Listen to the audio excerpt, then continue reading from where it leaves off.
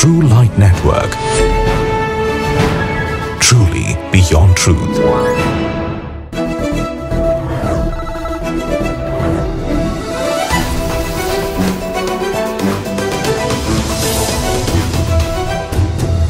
நேயர்களே, இந்த வார ட்ரூ லைட் கிறிஸ்தவ செய்திகளுக்கு உங்களை நாங்க அன்போடு கூட வாழ்த்தி வரவேற்கிறோம்.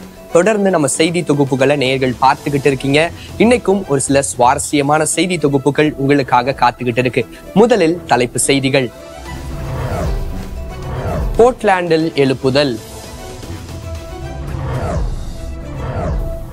உச்சத்தை தொடும் பைபிள் விற்பனை. ஈரான் தேசத்தில் பெருகி வரும் கிறிஸ்தவ விசுவாசிகள். பிரான்சில் மாபெரும் எழுப்புதல் அணிவகுப்பு. ஆடிப்பாடி கர்த்தரை மகிமைப்படுத்தி மகிழும் கிறிஸ்தவ மக்கள்.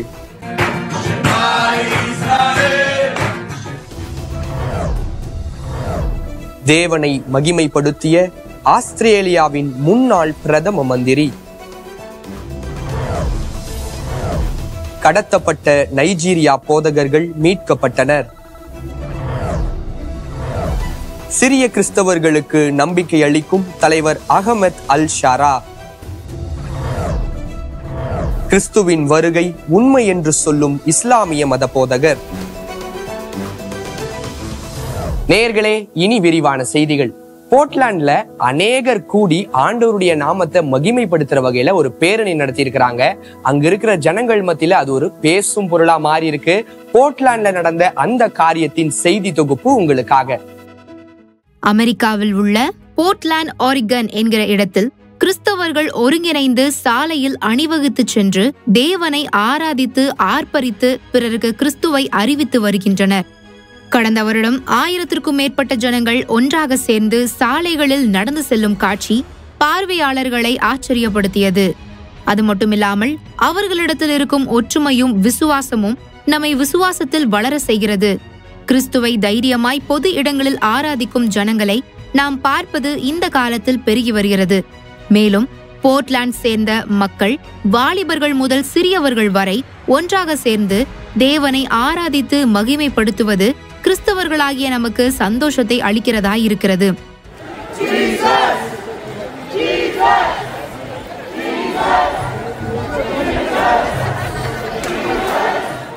அம்மக்கள் இயேசு உங்களை நேசிக்கிறார், இயேசு உங்களை ரட்சிக்கிறார் என்று எழுதப்பட்ட வாசகங்களை பிடித்துக்கொண்டு அணிவகுத்து சென்றனர். வரக்கூடிய நாட்களில் அமெரிக்காவின் போர்ட்லாண்டில் மிகப்பெரிய எழுப்புதல் துரிதமாய் வர வேண்டும் என்று விசுவாசத்தோடு நாம் ஜெபிப்போம். என்ன நேயர்களே, போர்ட்லாண்ட்ல நடந்த இந்த ஒரு எழுப்புதல் காரியம் கண்டிப்பா உங்களுக்கு சந்தோஷத்தை கொடுத்திருக்கும் அப்படின்னு நாங்க நம்புறோம். தொடர்ந்து உலகம் முழுவதுமா தேவனுடைய எழுப்புதலுக்கினி தீவிரமா பரவணும் அப்படிங்கிறதுக்காக ஜெபித்துக் கொள்ளுங்க. அடுத்த செய்தியா, கடந்த ஒரு சில செய்தி தொகுப்புகள்ல பைபிள் ஆப்பை மொபைல் போன்ல இன்ஸ்டால் செய்து ஜனங்கள் அநேகர் பயன்படுத்தி கொண்டிருக்கிற செய்தியை நீங்க பார்த்திருப்பீங்க. ஆனா இந்த ஒரு செய்தி, பைபிளை புத்தகமா பெற்றுக்கொண்டு அநேகர் வேதத்தை அனுதினமும் வாசித்து கொண்டிருக்கிறாங்க. வேத விற்பனை அதிகரித்திருக்கு. அது குறித்ததான ஒரு செய்தி தொகுப்பு உங்களுக்காக. அமெரிக்காவில் இதுவரையில் இல்லாத அளவிற்கு பைபிள்களின் விற்பனை சூடுபிடித்துள்ளது. அமெரிக்காவில் பயன்படுத்தப்படும் சர்கானா புக் ஸ்கேன் என்ற டிஜிட்டல் புக்ஸ் சேல்ஸ் டிராக்கர் அறிக்கையின்படி ஒட்டுமொத்தமாக 2024ஆம் ஆண்டு அக்டோபர் மாதத்தின் இறுதி வரை விற்பனை 22% அதிகரித்து உள்ளது. பொதுவாக டிஜிட்டல் புத்தகங்கள் அதிகரித்து வருவதால் இந்த காலகட்டத்தில் அச்சு புத்தக விற்பனை குறைந்து வருகிறது. இருப்பினும் அதிகமான மக்கள் தங்கள் பணங்களை செலவு செய்து பிரிண்டட் பைபிள்களை வாங்குகின்றனர். 2019ஆம் ஆண்டில் அமெரிக்கர்கள் 9.7 மில்லியன் பைபிள்களை வாங்கியுள்ளனர். கடந்த 2023ஆம் ஆண்டு அந்த எண்ணிக்கை 14.2 மில்லியனாக உயர்ந்தது. 2024ஆம் ஆண்டின் முதல் 10 மாதங்களில் இந்த எண்ணிக்கை ஏற்கனவே 13.7 மில்லியனை எட்டியுள்ளது. அனைவரையும் வியப்படைய செய்துள்ளது. அதில் பெரும்பாலானோர் முதலில் வாங்குபவர்கள் என்பதும் குறிப்பிடத்தக்கது. பைபிள்களின் வெளியீட்டாளர் ஒருவர் த வால் ஸ்ட்ரீட் ஜேர்னல் என்ற பத்திரிகைக்கு அளித்த தகவலில் பைபிளை குறித்த ஆர்வம் 2K கிட்ஸ் என்று அழைக்கப்படும் ஜெனரேஷன் Z என்ற இளைய அமெரிக்கர்களிடம் இருந்து ஆர்வம் அதிகரித்திருப்பதாக கூறியுள்ளார். மேலும் கிறிஸ்தவ கடைகளில் மட்டுமின்றி அமேசான் உள்ளிட்ட முக்கிய ஆன்லைன் விற்பனையாளர்களிடமும் விற்பனை அதிகரித்து வருகிறது. என்ன நேயர்களே, இந்த ஒரு செய்தி தொகுப்பை நீங்க பார்த்திருப்பீங்க. வசன எழுப்புதல் ஆரம்பித்து விட்டது அப்படிங்கிறத குறிப்பிடுற வகையில இந்த ஒரு செய்தி அமைந்திருக்கு. வசனங்கள் ஒவ்வொரு வீட்டுக்குள்ளேயும் ஒவ்வொருவருடைய இல்லத்திலும் உள்ளத்திலும் பதியணும் அப்படிங்கிறதுக்காக தொடர்ந்து ஜெபித்துக் கொள்ளுங்க. அடுத்த செய்தியா, பிரான்ஸ்ல மார்ச் ஃபார் ஜீசஸ் அப்படிங்கிற ஒரு தலைப்புல அங்க இருக்கிற சபை ஜனங்கள் கூடி ஒரு பேரணி நடத்தி இருக்கிறாங்க. அதை குறித்ததான ஒரு செய்தி தொகுப்பு வாங்க பார்க்கலாம். பிரான்ஸ் தேசத்தில் கடந்த மே மாதம் 25ஆம் தேதி சுமார் 25,000க்கும் மேற்பட்ட கிறிஸ்தவர்கள் மார்ச் ஃபார் ஜீசஸ் பேரணியில் பங்கேற்றனர். பாரிஸில் உள்ள தெருக்களில் பாடல் மற்றும் ஜபத்தினால் நிறையப்பட்டது.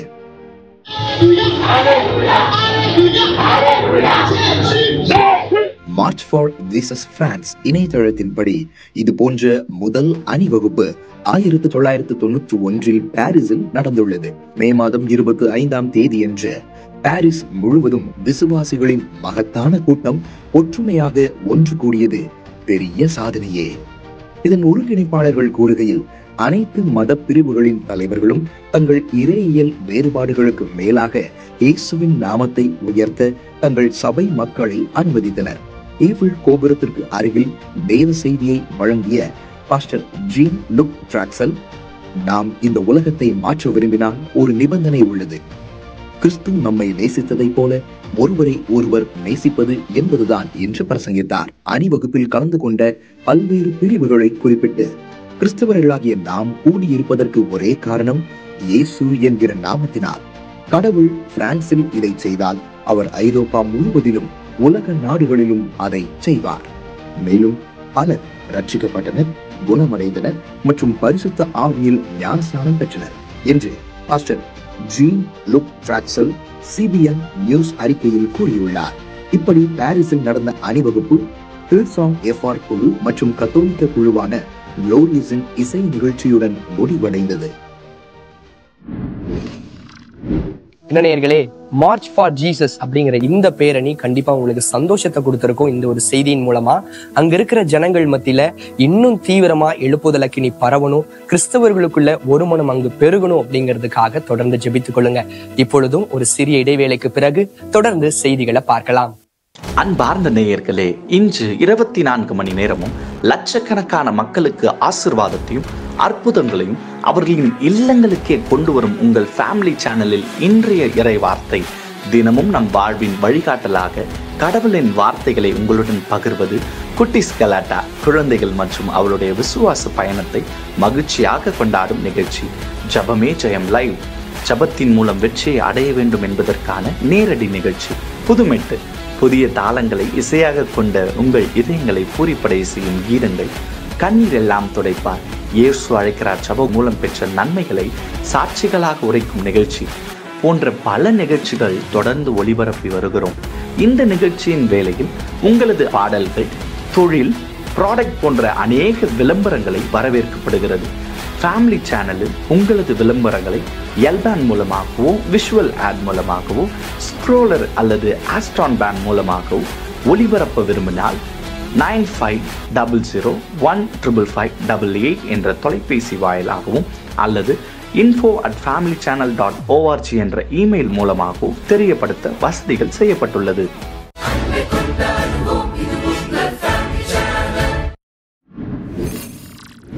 நேயர்களே, மீண்டுமாக ட்ரூலைட் கிறிஸ்தவ செய்திகளுக்கு உங்களை நாங்க அன்போடு வாழ்த்தி வரவேற்கிறோம்.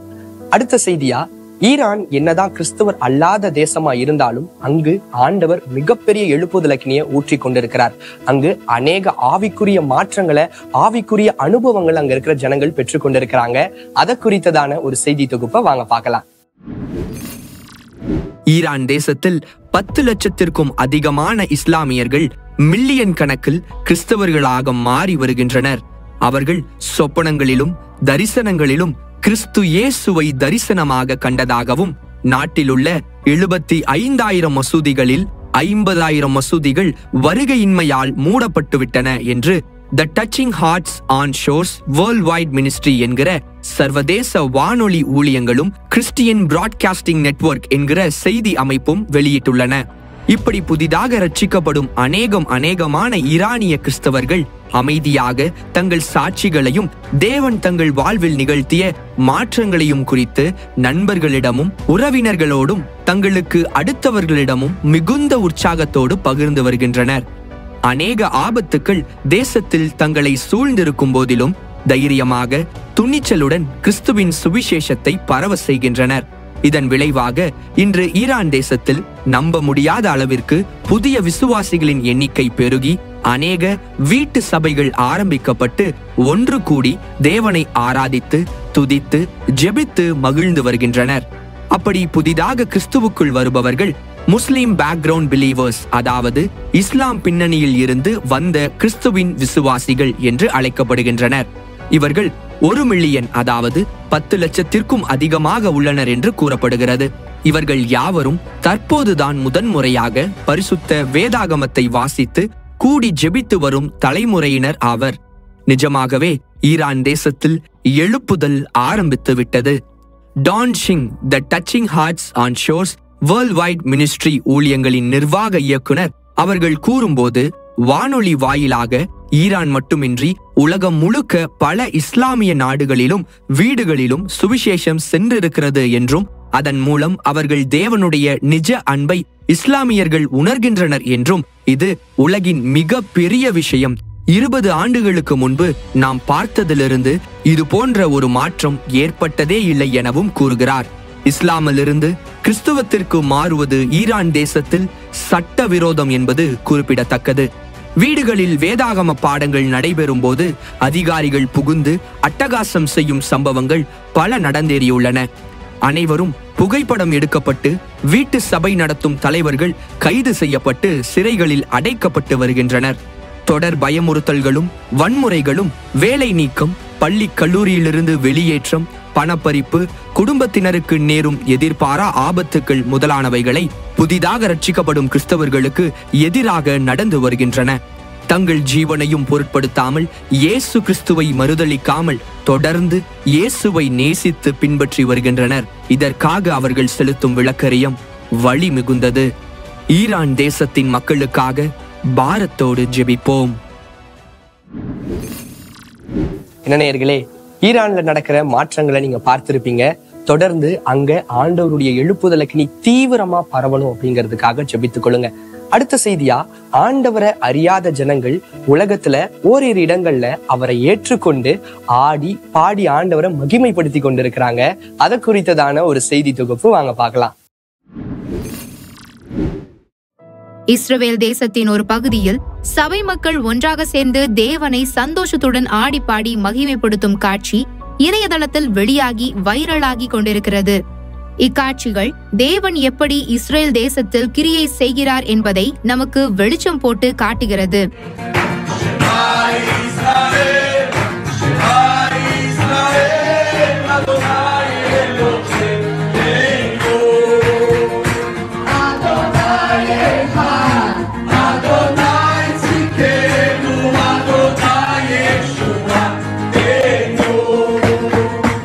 இஸ்ரேல் நாட்டில் நிலவும் இக்கட்டான போர் சூழ்நிலையில் ஜனங்கள் மெய்யான தேவனை தேட ஆரம்பித்து விட்டனர். இஸ்ரவேலர் அனைவரும் ரட்சிக்கப்படுவார்கள் என்ற வேத வசனத்தின்படி வரும் நாட்களில் இஸ்ரவேல் தேசம் முழுவதும் சுவிசேஷம் துரிதமாக அறிவிக்கப்பட்டு பெரும் திரளான இஸ்ரவேலர்கள் ரட்சிக்கப்படும் சம்பவங்கள் நடைபெறும். வருகின்ற நாட்களில் தேவன் இஸ்ரவேலில் எழுப்புதலை தொடங்க போகிறார் என்பதற்கு இதை போன்ற ஆதாரங்கள் நமக்கு உறுதி செய்கிறதாக இருக்கிறது. ஆப்பிரிக்காவில் ஒரு குறிப்பிட்ட இடத்தில் தேவ ஜனங்கள் ஒன்றாக சேர்ந்து தங்கள் பாரம்பரியத்தோடு தேவனை ஆராதிக்கும் ஒரு காட்சி வெளியாகி சமூக வலைதளங்களில் பரவி கொண்டிருக்கிறது.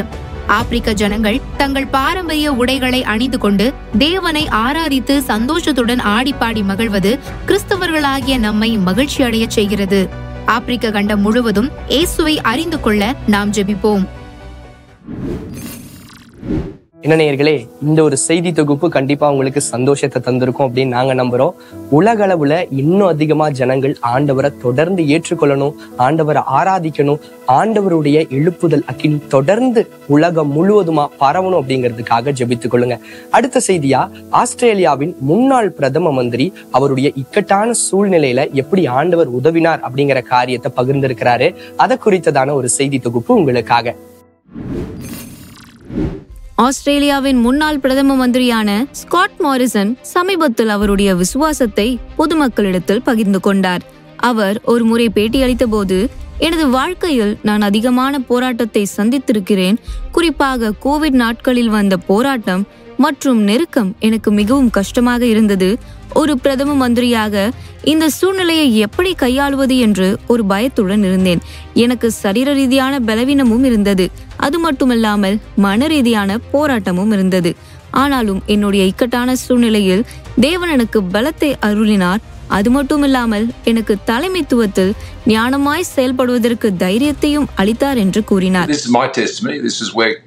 I believe God has been faithful to me over the course of my life, and that took me into the highest political office in Australia. Probably the most challenging time we've seen since the Second World War, certainly in Australia. Pandemics, bushfires, droughts, floods, rising China. Over the almost 4 years I was Prime Minister. முன்னாள் பிரதம மந்திரியான Scott Morrison எப்போதும் ஜனங்களிடத்தில் வலியுறுத்தும் விஷயம், ஜெபத்திற்கு முக்கியத்துவம் கொடுங்கள், கிறிஸ்தவ ஐக்கியத்தை விட்டு விடாதீர்கள் மற்றும் தேவனை சார்ந்திருங்கள் என்று கூறியிருக்கிறார். Be anxious for nothing, but in everything by prayer and supplication make your requests known to God, and the peace of God which surpasses all understanding will keep your hearts and minds in Jesus. Of course you will. He's not denying that. But he's saying to hand over your anxieties to God, to hand over your plans and your ambitions for yourself, and to hand them over to him, to lay them down. That's the Christian life. என்ன நேயர்களே, இந்த ஒரு செய்தி தொகுப்பை நீங்க பார்த்திருப்பீங்க. அநேக தேச தலைவர்கள், முக்கிய பிரமுகர்கள் எல்லாருக்கும் தேவன் தன்னை வெளிப்படுத்தணும் அப்படிங்கிறதுக்காக தொடர்ந்து ஜெபித்துக் கொள்ளுங்க. இப்பொழுதும் ஒரு சிறிய இடைவேளை, தொடர்ந்து செய்தி தொகுப்புகளை பார்க்கலாம். Hi, I want to show you something very, very special. Check this out. In the beginning, the Creator gives life to Adam and Eve, and He is with them. But an evil force tempts the human.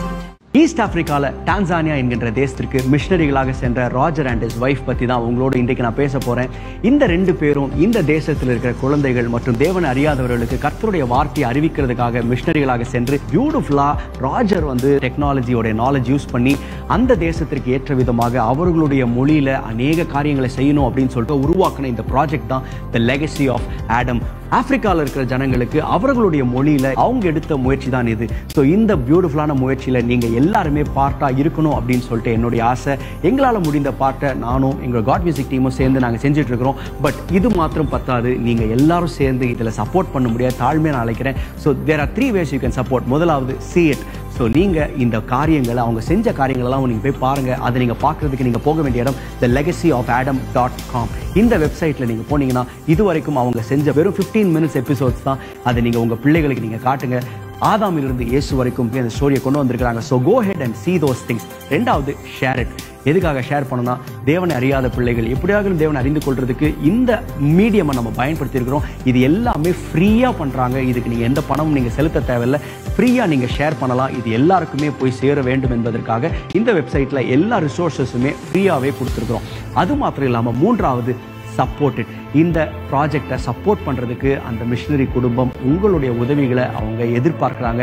ஆகவே அந்த Africa தேசத்து ஜனங்களுக்கு இந்த கர்த்தருடைய சுவிசேஷத்தை எடுத்து செல்வதற்கு உங்களால் முடிந்தது, அது எவ்வளவா இருந்தாலும் பரவாயில்ல, நீங்கள் சப்போர்ட் பண்ணி இந்த ப்ராஜெக்ட் நிறைவடைவதற்கு நம்ம எல்லாரும் சேர்ந்து இணைந்து நம்ம உதவி செய்தால் இந்த ப்ராஜெக்ட் உள்ள முழு எபிசோட்ஸையும் நம்ம முடிப்பதற்கு இது ரொம்ப பிரயோஜனமாக இருக்கும். ஸோ அதனால் please go to thelegacyofadam.com and நீங்கள் போய் உங்களால் முடிந்த ஒரு டொனேஷனை நீங்கள் கொடுத்தீங்கன்னா அவங்க இந்த ப்ராஜெக்டை முடிப்பதற்கு இது பேருதவியாக இருக்கும். It is a free project that is reaching out to so many non-Christian people and people who don't know the Lord. அதற்கு நம்முடைய பங்கு என்ன அப்படின்றத நீங்கள் தீர்மானம் பண்ணி உங்களால் முடிந்த ஒரு உதவியை செய்யுங்க. அது டெஃபினட்டாக ஒரு பெரிய ஆசீர்வாதமாக இருக்கும் என்பதில் சந்தேகமே இல்லை.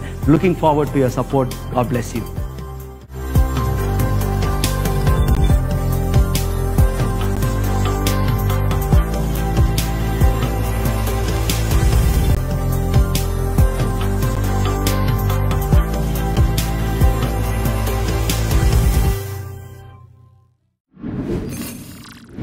நேயர்களே, மீண்டுமாக ட்ரூலைட் கிறிஸ்துவ செய்திகளுக்கு உங்களை நாங்க அன்போடு வாழ்த்தி வரவேற்கிறோம். அடுத்த செய்தியா, நைஜீரியாவின் போதகர்கள் அநேகர் கடத்தப்பட்டிருந்தாங்க. குமாரன் உங்களை விடுதலையாக்கினால் மெய்யாகவே விடுதலையாவீர்கள் அப்படிங்கிற வசனத்துக்கு ஏற்றார் போல அந்த போதகர்கள் விடுதலையாக்கப்பட்டிருக்கிறாங்க. அவங்க குடும்பத்தோட சந்தோஷமா இருக்கிறாங்க. அதை குறித்ததான ஒரு செய்தி தொகுப்பை வாங்க பார்க்கலாம். வடக்கு நைஜீரியாவின் சர்ச் ஆஃப் த பிரதரன் என்கிற சபையை சார்ந்த போதகர்கள் 2 பேர் கடத்தப்பட்டிருக்கின்றனர். சமீபத்தில் போதகர் ஜேம்ஸ் குவேஎங் மற்றும் போதகர் ஈஷாகு சிவார் இருவரையும் நைஜீரியா வன்முறையாளர்கள் டிசம்பர் 29 அன்று ஆடமாவா மாநிலத்தில் எம்பிலா மாலிபு டவுனில் உள்ள சபையில் வைத்து அந்த 2 போதகர்களையும் கடத்தியிருக்கின்றனர். போதகர்களுடைய குடும்பத்தார்களும் சபை விசுவாசிகளும் நைஜீரியா காவல்துறையிடம் வழக்கு பதிவு செய்திருக்கின்றனர்.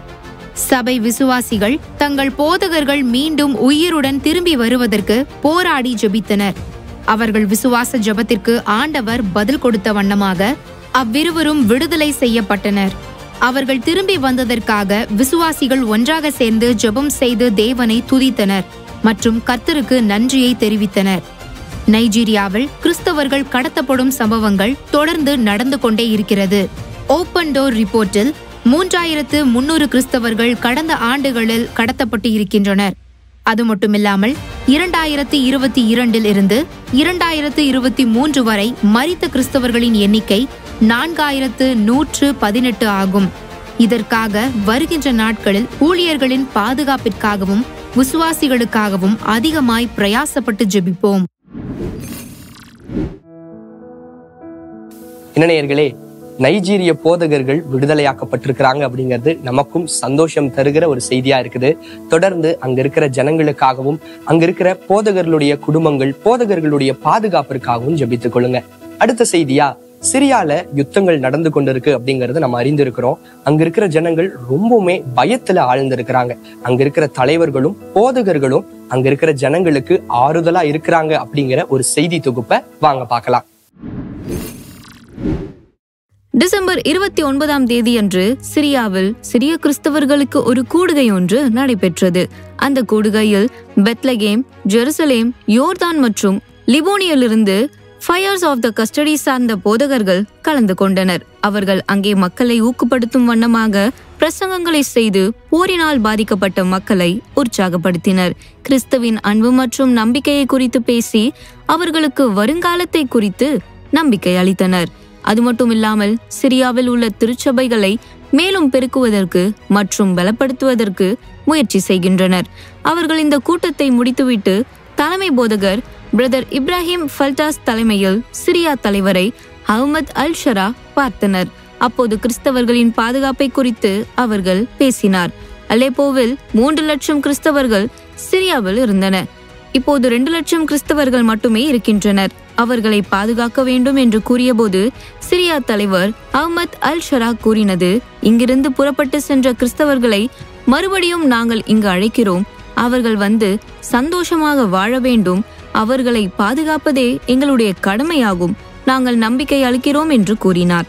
சிரியாவில் கிறிஸ்தவர்களுக்கு பாதுகாப்பான சூழ்நிலை இருந்தாலும் கிறிஸ்தவர்களுக்காக ஜெபிக்க வேண்டியது நம்முடைய கடமையாக இருக்கிறது. நேயர்களே, இந்த ஒரு செய்தி தொகுப்பை நீங்க பார்த்திருப்பீங்க. தொடர்ந்து சிரியால இருக்கிற ஜனங்களின் பாதுகாப்பிற்காகவும் ஆண்டவர் அவர்களுக்கு ஆறுதலா இருக்கணும், அவங்களுடைய தேவைகள் எல்லாம் சந்திக்கப்படணும் அப்படிங்கிறதுக்காக தொடர்ந்து ஜெபித்துக் கொள்ளுங்க. இப்பொழுதும் ஒரு சிறிய இடைவேளைக்கு பிறகு தொடர்ந்து செய்தி தொகுப்புகளை பார்க்கலாம். சென்னை குன்றத்தூர் நந்தம்பாக்கத்தில் இயேசு விடுவிக்கிறார் அற்புத பெருவிழா 2025.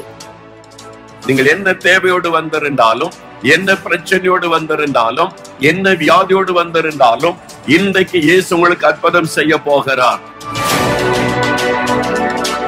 என்னமா சேச்சிக்கு ஆஸ்மாவா? 3 வருஷமா மூச்சு வாங்க முடியாது, அடிக்கடி மயக்கம் மட்டும் விழுந்துருவேன். நிறைய டைம் இறந்துற நிலைமைக்கு கூட போயிடுச்சு. எனக்கு சுகம் கிடைக்காதா அப்படின்னு சொல்லி நான் ஏங்கி இருக்கேன். நான் அந்த மேடையில அங்க ஓரமா நின்னுகிட்டு என் பேரை சொல்ல கூப்பிட மாட்டீங்களா ஏசப்பா அப்படின்னு சொல்லி கேட்டேன். ஏசப்பா என் பேரை சொல்லியே கூப்பிட்டாரு. அநேகரை விட்டு ஆஸ்துமா வியாதி இப்பொழுது விலகி கொண்டு இருக்கிறது. ஆஸ்துமா வியாதி, ஜான்சி, ஆஸ்துமா வியாதி உன்னை விட்டு விலகுகிறது இயேசுவின் நாமத்தில். அந்த நேரத்துல நீங்க சொல்ல சொல்ல ஒரு பிரசன்ஸ் என்ன ஃபுல்லா இறங்குச்சு. இப்ப நல்ல ஃப்ரீ ஆயிட்டீங்க. ஆண்டவர் இந்த மகள் விரும்பின மாதிரி சுகம் கொடுத்துட்டார். God bless you. God bless you. உங்களது அனைத்து விதமான பிரச்சனைகளிலிருந்தும் அற்புதங்களை பெற்றுக்கொள்ள வாருங்கள். தேவ செய்தி சகோதரர் மோகன் சிலாஸ்ரஸ் அவர்கள் பிப்ரவரி மாதம் 8 மற்றும் 9 ஆகிய தேதிகளில் தினமும் மாலை 6 மணிக்கு இடம் பஞ்சாயத்து அலுவலகம் அருகிலுள்ள மைதானம் நந்தம்பாக்கம். தொடர்புக்கு 9841888791 9790836576. உங்கள் துக்கம் சந்தோஷமாக மாறும். நேர்களே, மீண்டுமாக ட்ரூலைட் கிறிஸ்தவ செய்திகளுக்கு உங்களை நாங்க அன்போடு வாழ்த்தி வரவேற்கிறோம். அடுத்த செய்தியா, இஸ்லாமிய மத போதகர் இயேசுவை குறித்தும் இயேசுவின் 2ஆம் வருகையை குறித்தும் அவர் போதித்திருக்கிறாரு. அதை குறித்ததான ஒரு செய்தி தொகுப்பு உங்களுக்காக. இஸ்லாமிய மத போதகர் சிராஜ் வஹாஜ் கிறிஸ்துவை மகிமைப்படுத்தி பேசி ஆச்சரியப்படுத்தும் ஒரு வீடியோ சமீபத்தில் இணையதளத்தில் வெளியாகி வைரலாகி கொண்டிருக்கிறது. இந்த காணொளி சில ஆண்டுகள் ஆனாலும் இன்று அது அதிகமாக பகிரப்பட்டு வரும் ஒரு காணொளியாய் அமைந்திருக்கிறது. இந்த காணொளியில் இஸ்லாமிய மத போதகர் சிராஜ் வஹாஜ் கிறிஸ்துவை மகிமைப்படுத்தும் வண்ணமாக இருந்தது. குரானில் இயேசு கிறிஸ்துவை பற்றி 11 இடங்களில் எழுதப்பட்டுள்ளதாக பேசியுள்ளது ஆச்சரியப்படுத்துகிறது. அது மட்டுமல்லாமல் கிறிஸ்துவை குறித்த தீர்க்க தரிசனம் குரானில் இருக்கிறது என்றும் கிறிஸ்து திரும்பி வருவார் என்று குரானில் எழுதியிருப்பதாகவும் நிச்சயமாக கிறிஸ்து மறுபடியும் வருவது உண்மை என்றும் அவர் கூறியது அனைவரையும் ஆச்சரியப்படுத்துகிறதாக இருந்தது. In accordance to our tradition of our prophet, peace and blessing be upon him, the day of judgment will not happen until there are some signs, and one of the signs is the return of Jesus. Muslims absolutely believe in the return of Jesus. Jesus has to come. Why? He has to fulfill the Messiah. அது மட்டுமில்லாமல் அவர் பூமியில் நீதியை சரிக்கட்ட வருவார் என்றும் அவர் சிறந்தவர் என்றும் தீர்க்கதரிசிகளில் மிகவும் பெரியவர் என்றும் கூறி அனைவருக்கும் முன்பாக கிறிஸ்துவை மகிமைப்படுத்தியது கிறிஸ்தவர்களாகிய நமக்கு மகிழ்ச்சி அளிக்கிறதாக இருக்கிறது. வருகின்ற நாட்களில் இயேசு கிறிஸ்துவை குறித்த மெய்யான பிரதிபலிப்பு உலகமெங்கும் பரவ வேண்டும் என்று கிறிஸ்தவர்களாகிய நாம் ஜெபிப்போம். நேயர்களே, இந்த ஒரு செய்தி தொகுப்பை பார்த்திருப்பீங்க. வருகிற நாட்கள்ல கிறிஸ்தவர்கள் அல்லாதவர்கள் ஆண்டவரை அறிந்து ஆண்டவரை பத்தி போதிக்கிற செய்தியை நம்ம கேட்கதான் போகிறோம். இன்னைக்கும் ட்ரூலைட் கிறிஸ்தவ செய்திகள் கண்டிப்பா உங்களுக்கு பிரயோஜனமா இருந்திருக்கும் அப்படிங்கறத நாங்க நம்புறோம். தொடர்ந்து நம்ம நிகழ்ச்சிகளை பாருங்க. உங்களுடைய ஃப்ரெண்ட்ஸ் அண்ட் ஃபேமிலிக்கு நம்ம நிகழ்ச்சியின் லிங்கை ஷேர் பண்ணுங்க. நம்ம சேனலை சப்ஸ்கிரைப் பண்ணுங்க. அடுத்த முறை உலகில் நடக்கிற அனைத்து கிறிஸ்தவ செய்திகளோடு உங்களை சந்திக்கும் வரை உங்களிடமிருந்து விடை பெறுவது உங்கள் ஜான் இன்ஃபன்ட் ரீகன்.